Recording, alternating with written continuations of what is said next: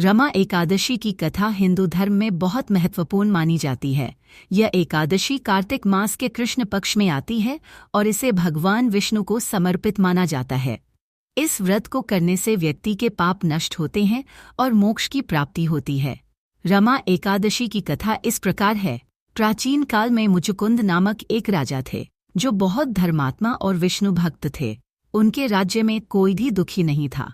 राजा की एक कन्या थी जिसका नाम चंद्रभागा था। जब चंद्रभागा विवाह योग्य हुई तो राजा ने उसका विवाह राजा चंद्रसेन के पुत्र शोभन से कर दिया। एक दिन शोभन अपनी पत्नी के साथ राजा मुचुकुंद के राज्य में आया, तब वहां रमा एकादशी का व्रत रखा गया था। चंद्रभागा ने बताया कि उनके राज्य में सभी एकादशी का व्रत रखते हैं और यह नियम कठोरता से पालन किया जाता है। शोभन ने अपनी पत्नी से कहा कि वह इतना कठोर व्रत नहीं कर सकते और इस कारण वे इस व्रत को छोड़ने का विचार कर रहे थे। लेकिन पत्नी के आग्रह पर उन्होंने रमा एकादशी का व्रत रखा।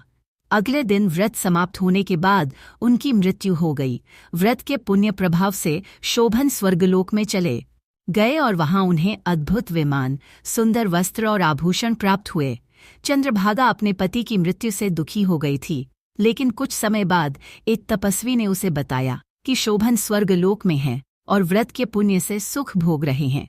चंद्रभागा ने फिर कठिन तप किया और रमा एकादशी के व्रत का पालन किया। तपस्या के प्रभाव से भगवान विष्णु प्रसन्न हुए और शोभन को पुनः जीवित कर दिया।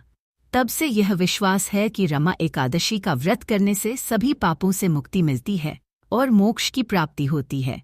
इस प्रकार रमा एकादशी का व्रत करने से मनुष्य को सभी पापों से मुक्ति और मोक्ष की प्राप्ति होती है।